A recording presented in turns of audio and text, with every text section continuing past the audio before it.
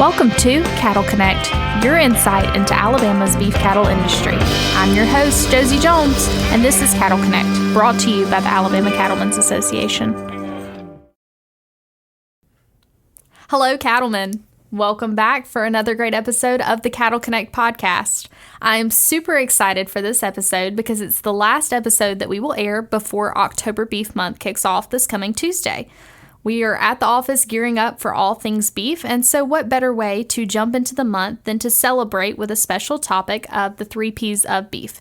We're going to talk all things production, processing, and promotion today with our very special guest, Joseph Mason of Mason Hills Farms. Welcome. Josie, thank you so much for having me. It's going to be a really good podcast. This is the first one I've ever done. We've done some radio, we've done TV, but I've always wanted to do a podcast. When you asked me the other day, could I come up here? Today just worked out. So thank you so much for having me. It's great. We're very excited to have you. And as a reminder for all of our listeners, we are in downtown Montgomery. So I just heard some sirens going by and we have a little bit of surround sound, but just remember where we're located and we'll keep rolling. Everything's good here at the cattle office. As we jump in today, we're going to talk a lot about all the different aspects of beef to really get us geared up for October Beef Month and ready to celebrate. But before we jump into all of that, I would love for our listeners to get to know you a little bit better. So, Joseph, can you tell us a little bit about your background and Mason Hills Farms? Just a minute ago, you asked me would I rather be called Joey or Joseph. My nickname is Joey. My given name at birth is Joseph Mason. And this whole cattle industry has been a change from Joey being a little boy to a grown man that I find myself today at the age of almost 40. It's taken a little while as Joseph Mason. And so this process started for me about 3.5 years ago. I'd been through a divorce 5.5 years ago, something like that, sitting on Dog River. I was a river rat. I had flip-flop tans and AFCO shorts. And after 1.5 years of being on the water by myself, I felt like God said, your healing is up. It's time to move. There was some political stuff going on in the country. It was COVID. And so I felt like it was time to move. And so, all right, well, let's move. What are we doing? I found this piece of property. It was 200 acres in Grand Bay, Alabama, beautiful rolling hills. I say rolling hills. For South Alabama, it is hills. Y'all would call them ditches, but we call them hills down there. And so, so I made an offer to the guy to buy his cattle and to buy the tractors and the hay, and they were kind of ready to get out. And so he said yes to the offer. I was kind of shocked that he said yes because I should offer him a little less money. But it began this journey of learning cattle. They started calving out 2 months after I had bought the farm, and I'd never experienced that before. So the first year was really learning how to raise animals and care for them, and a lot of fun experiences. And like I said, I sold everything on the water and moved to the farm. I have an agriculture background in growing grass, so we do that really well in our other company that I own.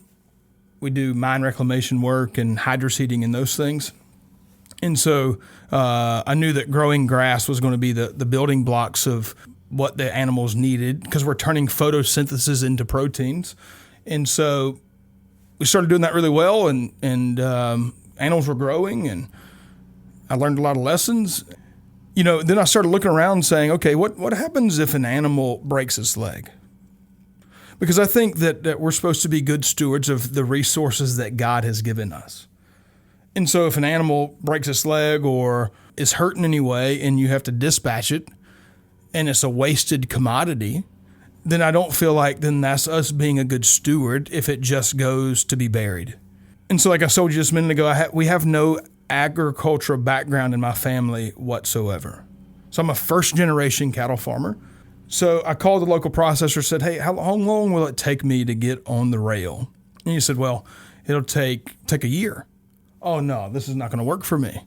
If a cow breaks its leg, it's not going to be there for a year. Right. And so I began to ask the right questions, or I began to learn how to ask questions. I've heard if you want to have a better life, ask better questions. The quality of your life is dictated by the quality of your questions. There is no stupid questions. And so I'd ask this person, hey, what do you think? I think I want to build a beef processing plant. And this one guy was like, this is the stupidest thing I've ever heard in my life, which now I believe to be true because it is a very difficult business. But I began to ask him questions. They were dumb. And then I'd ask him some more stuff, and then I'd learn. So then we were going to start building the processing plant, and the county got involved and said, we think this is going to be bigger than just a beef processing plant, because it was just going to be for myself, just to manage my herd. And it has grown. We just keep adding to the buildings because I try to prepare. So I also believe that when preparedness meets opportunity, that's when you have success. And so we're constantly preparing for an influx of opportunities so that we can become profitable. We processed our very first cow December of 2022. We had a prayer meeting because I'd never dispatched a cow before in my life. I didn't know the USDA is there. And the USDA guy was very good. He's a Yankee, and so he comes across as very brash, but you have to realize that, hey, he really likes you. He's just telling you, hey, you're screwing up. He's very straightforward. He gives his opinion and doesn't hold it back. He was talking about, hey, so we dispatched the cow, time stood still, dispatched the cow, and then we started the skinning process, and he's yelling at us like, if your knives are sharper, if this and this, like, we've never done this before. And so that began the journey of learning how to do this. Sometimes you got to put your hands in things. I'm kind of a hands-on person, so you put your hands into what you're doing and learn the processes and learn why things work the way they do as a producer. And now we have people that work for us that are more experts in their field. We give opportunities to people that otherwise would not have other opportunities to have other jobs. Like some of the outcasts of society, we kind of work with them, and then we have really good experts, and so they're kind of training the other folks. And really that's what this whole thing has become is just really a mission field for me, is to help people not only find their identity, but also give producers an outlet to further add value to their already precious commodity. And so as we go and talk about this podcast, we'll talk some more, but that's a very long segue into why I'm doing what I'm doing. One of the great things about his story is the common phrase that he uses of providing opportunities. And I think a lot of the work that he does can be summed up in providing opportunities, whether that's for producers or those workers that you're bringing in and training. And that's something that you're super passionate about. We talk a lot about all of the different realms of beef production and all of the things that can be done to improve our beef producers' lives, whether that's through additional resources being provided to them or the ability to take an animal to a local processor and not have to wait a year, or even on the side of offering some additional ideas for marketing. That's something that you are super passionate about, and that shows in your daily conversations. Now, we've talked a little bit about your story, but I would love for people to get to know a little bit more about your operation and really truly the scale of it. So can you talk a little bit about your processing facility in terms of what the facility is, and then some of the products that have come out of the past 2 years of processing there? So yeah, that's a great question. As I stated before, the processing facility was never supposed to be as big as it is. And right now, we are at about 12,000 square foot under roof. With the different rooms that we have in there, we're able to dispatch about 10 to 12 animals a day. So the real reason that I built the plant was, as I alluded to just a minute ago, was that there was not enough rail space in the past, and that people had to wait a year to get a date to get on the rail. And so I built our hanging cooler so that we can hold about 250 animals at one time. Then we're able to further process those in our processing room. And then, because I'm an attention to detail kind of guy, and it has to look good on the shelf, it has to look good because people buy products with their eyes. And so a lot of folks are doing different things, what works for them. But for us, I spent an absorbent amount of energy and money in making sure that our products present really well. So I went to the grocery stores and saw how some of the products did. And I said, okay, well, what machines make these?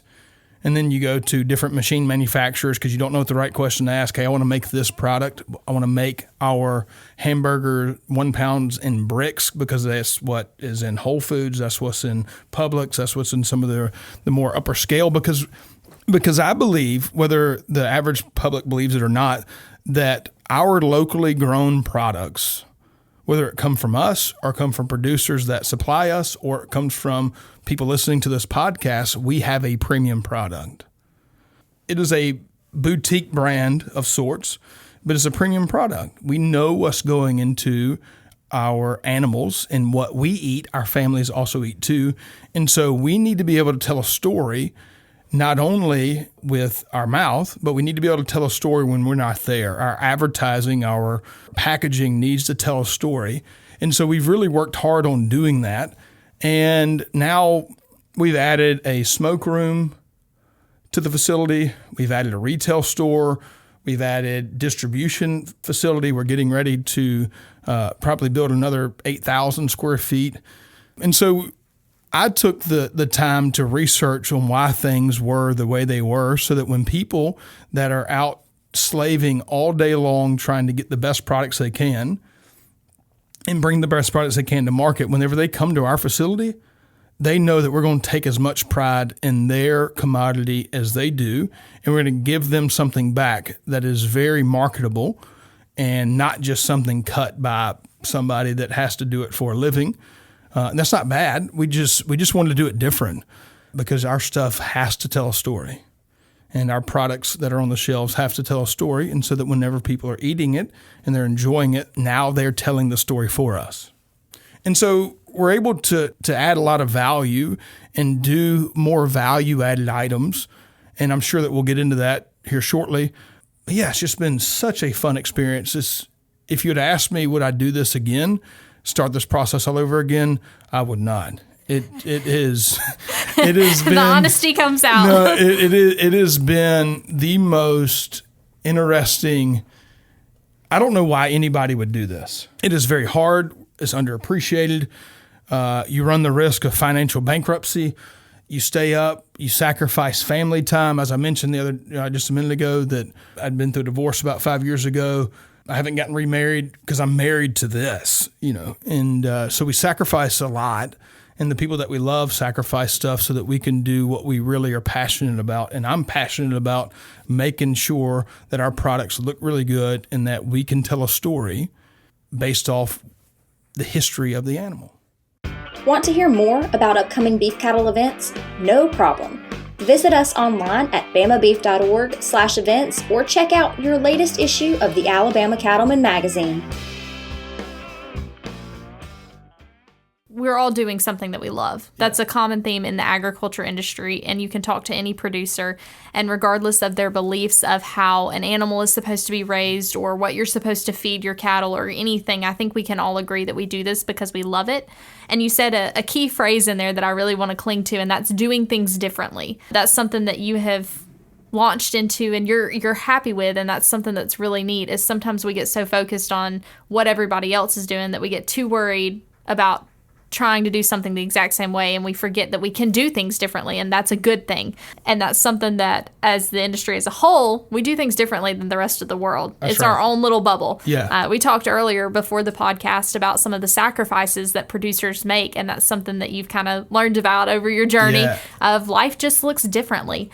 But we do it because we love it, and that's a sacrifice that we choose to make so that we can enjoy these things. Doing things different is not bad. And a lot of times, you take people that have done stuff different their whole life. This is how real change comes to an industry. This is how the iPhone is able to upset the BlackBerry. This is how Elon Musk with his Starlink is able to upset different industries. This is how, the microwave, different things have upset. And so if for a second you can think outside the box, look, we're selling beef. It just needs to present a little different. Some people like their stuff this way. Some people like their stuff that way. It's fine. But if it's totally different, then maybe people will start talking about it. I would suggest, if people are asking me what they make and do different, I would suggest take a risk. nothing risked, nothing rewarded. We're taking a risk every day that our animals are out there anyway. So why not take a risk on doing some marketing different things? You want people to talk about you. And it's not talk about you bad. They want you to think, look at this crazy guy over here. He's building a beef processing plant. Look at this guy. He had flip-flop tan and now he's wearing a cowboy hat. It's like, if you do it different and you become a very good storyteller, people will buy the story at no matter the cost. Why? Okay, well, they won't never do it in beef. Your beef's too expensive. But you're willing to buy a Mona Lisa painting for millions and millions of dollars. People are willing to vote with their dollars. And so get to the place where if you take some risk and they vote with their dollars, okay, we're on the right path. If they're not voting with their dollars, well, maybe we need to change a little bit. And that's what I would just encourage folks to do. I don't have it figured out at all. I don't even know why I'm sitting on the podcast right now because I'm still learning, but I'm just grateful. I'm grateful for this opportunity, and hopefully in a minute we'll get into educational and advocacy and some different things. But yeah, take a risk. I think that's something that a lot of people really cling to. You know, in the industry, we know that we have to adapt. You referred to earlier about being a grass producer first, like you know how to grow grass. And that's something we talk about a lot in the beef industry. If you're a beef producer, you're a grass grower, you're a grass producer. And we would do that on our farm. You know, if you buy a certain fertilizer and all of a sudden that fertilizer is not working, you're probably going to change fertilizers. That's right. And so it's something that we already do, but we don't necessarily think about it in all the realms of our business. Mm-hmm. And I really think this is an important part to think about it. Not everybody can go and build a USDA processing facility. That may not be everybody's risk. But they can start a social media account. That's correct. They can start selling online. They can reach out to a local newspaper, maybe a super popular newspaper, and run an ad. Or even just go and talk to a new group of people about their product. That's right. And this is not just on the beef side. This is all producers as a whole. I mean, you can be selling seed stock cattle and looking at a new way to market those or looking at a new way to produce them a little bit differently. I encourage you to constantly look at your business and look at ways that you can grow and develop, because that's how you keep up with the changing times. You know, the most valuable thing that you have is in your arsenal, in your toolkit as a producer, is the thing that you're probably listening to this podcast on. It may have cost you $1,000, $1,200, $1,500, but you can change people's opinion by the cell phone in your hand. So utilize it. Don't be scared. Oh, people don't want to listen to me. People don't want to hear me. People don't want to see me. I have those same fears, even sitting behind this microphone, that people may turn us off. And you can't let the fear of telling your story cripple you, because if you don't tell your story well, then you're doing your family and past generations and future generations a disservice, because people want your products, I promise you. One of my favorite sayings is, if you don't tell your story, somebody else will. That's correct. And so you have the opportunity to tell it the way that it is. Yeah. And nobody can tell your own story as well as you can. That's correct. And if you become more personable when you make mistakes, because we all make mistakes. And so if you don't solve the problems, they become issues. And if you don't solve the issues, then they become detrimental. The more personable that you are and the more visible that you are, and you're upfront with like, hey, we really don't know what we're doing, we're just giving it a shot, people are a lot more gracious than if you come across as having it all figured out. And you do that based off the story and the image that you promote. Absolutely. I couldn't agree more. We're very blessed to be in a time where consumers are looking for content that is real. Mm-hmm. We're no longer in the era of wanting everything to be polished and perfect. They just want to see other real people that are living real lives. And so this is a great opportunity in agriculture for us to share that, for us to share the real and the raw and what's happening and the story behind it, so that people better understand what all they have going into their food production. Yeah. So I think that's a great segue into our final P of the 3 Ps of beef, and that's promotion, talking all things consumer education and promotion. One thing I do want to talk about as we launch into this is building something you're known for, something that's your niche product or market or whatever that may be. And y'all have a couple of products that you're particularly known for that kind of represent your brand. Can you talk about those a little bit? Yeah, so whenever you build a beef processing plant and you have literally no idea what you're doing, you just try to find things that kind of stick. and you find something that you can promote. Whenever you process an animal, you have a New York strip, a ribeye, and a fillet. Those are the middle sections. Those are the sections that are most valuable, and that's what most people want. As most of you know that sell animals or sell finished products, merchantable goods, that you can very easily sell out of ribeyes, New York strips, and fillets quicker than you can sell out anything else. And so, what do you do with the rest of the animal? The grinds, the shanks, the brisket, the chucks, the top, bottom, and eye rounds, and what do you do with those things? You can make roast out of them. You can make different value-added items. You can make cube steak and steak tips and those things, but you still have an overabundance of things that can go into the grinder.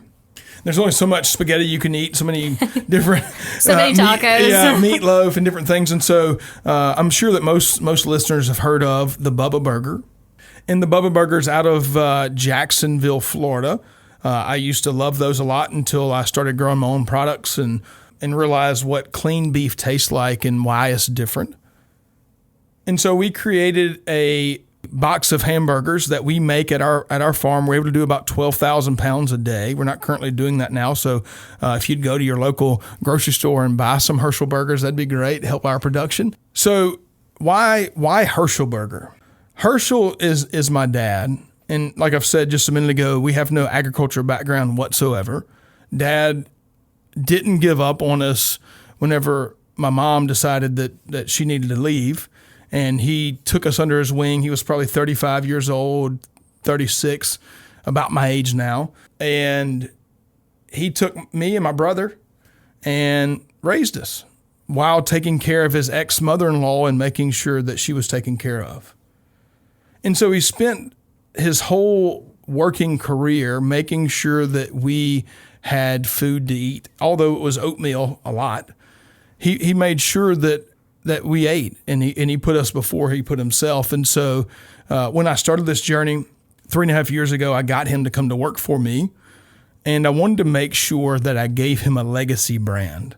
Like I stated a minute ago, I don't have any children, and so I believe that if you honor your father and mother, your days will be long upon the earth. And so I wanted to honor him and give him his own box of burgers so that he could be seen on the grocery store shelves, so that it would be a legacy brand that would outlive him. And so I thought, since I don't have anybody to leave anything to, I could reach back in the prior generation and bless them to the ability that they were not able to bless themselves. And so that's why we have the Herschel burger. And in so doing so, we were able to take some of these underutilized products on the animal and turn them into a value-added item. Now Herschel burger this month is launching in our local Piggly Wiggly stores. They've given me the top ad, the header of the deal. And we're giving 25% off. We're still not profitable, but we're getting the word out. And they've given me an opportunity that most people would not have ever given me. And so this month we'll have the Herschel Burger Original, which is a 6 quarter-ounce patties. They are expensive, but they compete directly with the Bubba Burgers on the price. And then we have jalapeno cheddar. We have bacon cheddar, and then we have cheddar explosion. So now people are getting to eat value-added items from our farm that they normally would not be interested in because I took a risk. And again, I'm not saying I have it all figured out. I'm just saying I took a risk. I mean, just the box right there, just to design the box was $12,000.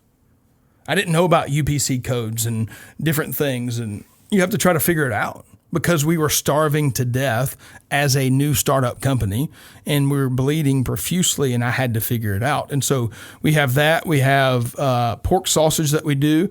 We have just introduced a line of pork bacon that is uncured, that is all natural, that we smoke at our farm. We also have dog food, because I believe, just like we said just a minute ago, that we should be good stewards of the resource we've been given. So we want to utilize the whole animal. And so we make dog food and different things, some fresh dog food called Rangers, named after one of my labs. And it's been a huge journey, and I'm trying to bring folks with me Like we have a seasoning line now. One of the seasonings is called Mike's. Mike's was one of the guys, he still works for me, that helped me build the beef processing facility. And we're just two rednecks out there liking to play in the dirt and put sheet metal screws together. And somehow now we have, we have a processing facility to look up. And so this whole thing has been a real journey of not only dying to myself, but kind of being reborn. And so I'm forever grateful for the cattle industry. I'm forever grateful for the lessons that I'm learning here. And I do not take it for granted. And so we're going to continue adding value. Again, like I stated just a minute ago, you have to take risk. And I bet we have 200 different items that we've developed in the last year and a half, which is insanity to think. We work 16 to 18-hour days sometimes, but you need that one thing that'll stick. Conecuh sausage, what are they good for? Conecuh sausage, one thing sticks. Well, so now we have blackened beef sausage, and I'm not trying to be like the Conecuh sausage. I'm just trying to stay in my own lane and do what works for us and figure out what the community wants. And so segueing into, if people choose us as a producer, we will take some of these same lessons that we've learned and some of these same things that we've experimented with, that we've spent money experimenting with, and we will assimilate that into the products that you bring to us. Your membership matters. Join the ACA today and enjoy exclusive member benefits, including a subscription to the Alabama Cattleman magazine. Learn more today at bamabeef.org/join. So under our brand currently, we have Mason Hills, which is our beef brand. We have Four Bulls Butcher Shop, which is a butcher shop that I bought out of Mississippi, and then we brought it back. And then we have Southern Gentleman, which is our smoke product line. We have Herschel Burger, which is our burger line. We have Ranger's Dog Food, our seasoning, and then we have Rooster Ridge Chicken. And all of these different industries, all these different trademarks, because they all are trademarked, are able to fit inside of Four Bulls. And then we're able to franchise the Four Bulls marketing or the Four Bulls Butcher Shop so that we can add value to other people's stuff. So when you walk into a Four Bulls, you'll see Herschel Burger, you'll see these different brands that we own. And if somebody wanted to buy a franchise, then they would see ABC Cattle Company inside of that. We would produce for them, ship them their beef, and be at their own retail store. So we can help you set up retail operations so that you can further add value. You can capture the margins that you normally wouldn't have, right? So yeah, that was a very long answer to the question. But an important one. I think one of the things that we're really highlighting today is getting producers to think outside the box. We've referred to that, and to take some of those risks. And one of the easiest ways that you can do that is finding ways to add value. Obviously, Joseph, you've gone a little bit of the long way to do that. You go a bit to the extreme sometimes, which is a positive of you because it makes change and it makes things happen. But producers can do that on all different levels, whether that's taking the time to share your story, to add the value of people knowing where their food comes from, or having a processor cut something a little bit differently so that you get a unique cut out of that. That's correct. There's a lot of ways to add value. And so I find a lot of inspiration in your story and the work that you've done. And one of the things that I want to come from this podcast is not for people to hear it and say, oh, great, Joseph did that, cool, sounds good for him. I don't have the infrastructure to do that. I want them to take this and turn it into their own version of adding value and telling their story and being the change, because every producer can do that on their own level in their own community. As I said just a minute ago, the quality of your life is determined by the quality of your questions. If you see a certain cut that you like, or you see it to be packaged like you like, ask them. And if they're not willing to do it, find somebody that is. It may mean that you need to drive an hour or so, but it will add $1 or $2 more per pound if it presents different. It's the same product. Make it present different. A colored sticker goes a long way. You can get those made for 16 cents. So you turn 16 cents into extra $2. That makes money. I grew up in a family where we were very much encouraged to ask those questions, which I'm sure probably was long days for my parents at some points. But my dad always said the worst answer you can get is no. Well, and if you expect to hear that, like if you're willing to ask the question and hear a no, you're going to get a lot farther in life than if you never asked the question. So my dad and your dad should have been friends because They probably would have been. because your dad said it's always no until you ask, and my dad say no doesn't mean no. It just means not right now. Mm-hmm. So I'll come back in a week and ask, is it no? Come back in a week and ask, is it no? And it may be that you need to rephrase your question because maybe you're asking the wrong question. And so if you're asking the wrong question, you could be getting no. So, okay, no is not personal. And I want to say this before we move on. The biggest thing that I've learned since this transformation from Joey to Joseph has been it's not personal. So many times we take things that are personal. Somebody roasts us on social media. Somebody does this. Whatever it is, it's not personal. Sometimes people are just sent along to try to kill what God is doing in your life. And so it's not personal. That's just been my whole, it all felt personal. It feels personal sometimes whenever people that are on the fringes are the haters, the naysayers. Sometimes it feels very personal. But I just have to keep reminding myself that it's not personal. And he who started a good work is faithful to bring it to pass. And so it's not personal, and no is not always no. Be willing to ask those questions. Yeah. Well, now that we have told our listeners all about your story and your passion behind your business and why you do what you do, we've talked a little bit about promotion and education. So let's talk a little bit about your marketing pieces and where they can go learn more about your farm and see some of this work that you do.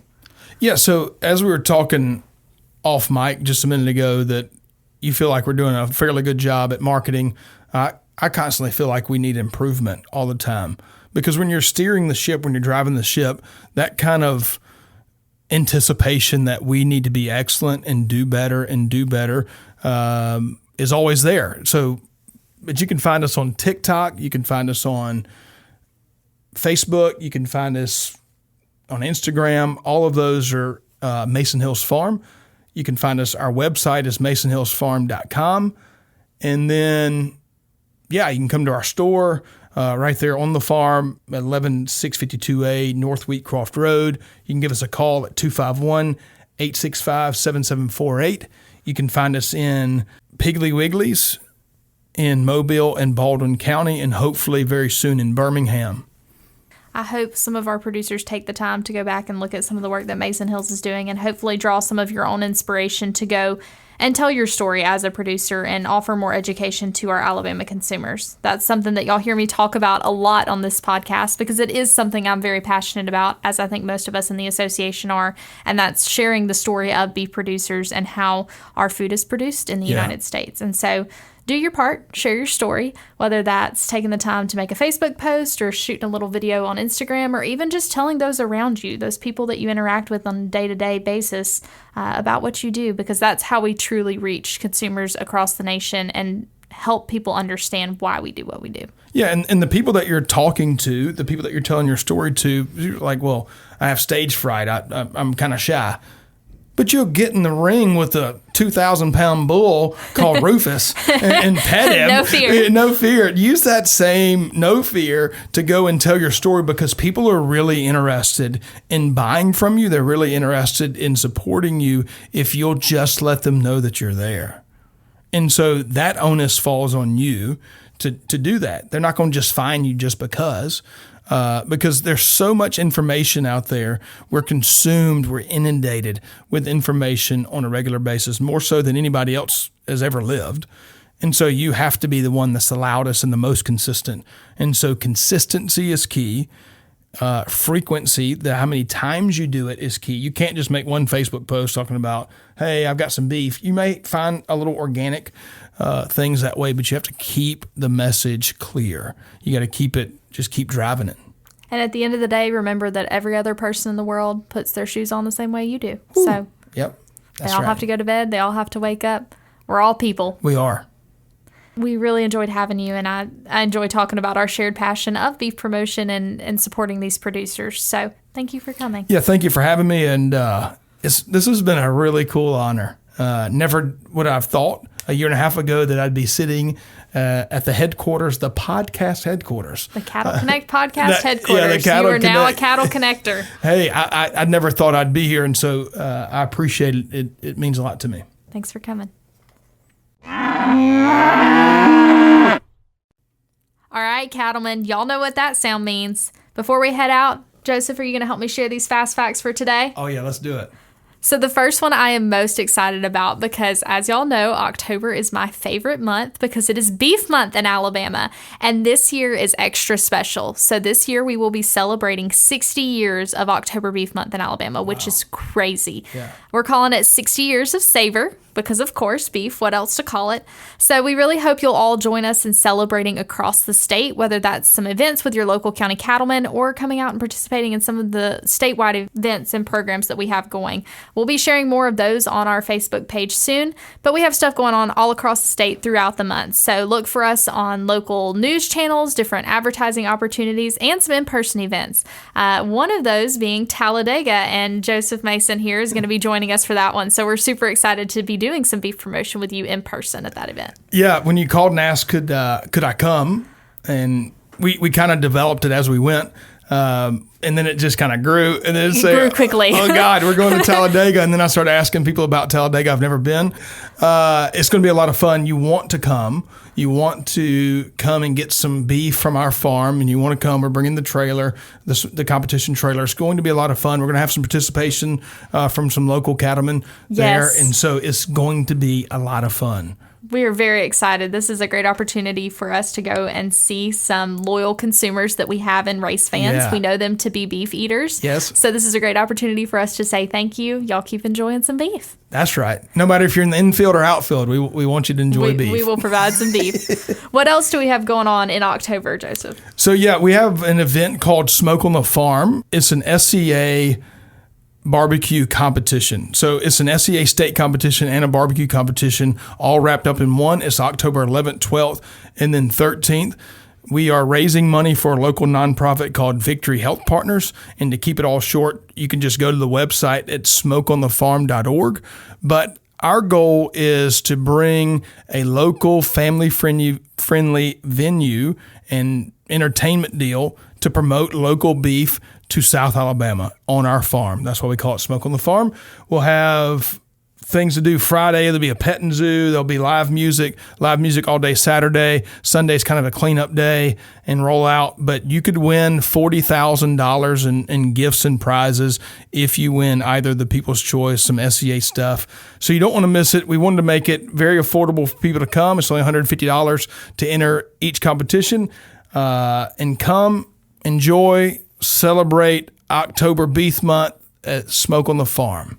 Absolutely. And if you are not someone who is skilled in the grilling or smoking realm of things, you can come and enjoy it just as an attendee. Is that correct? That's correct. Yeah. And we'll be voting during the People's Choice. You can come and just bring your kids, bring your family, bring your great aunt if you want. Bring them all. That's right.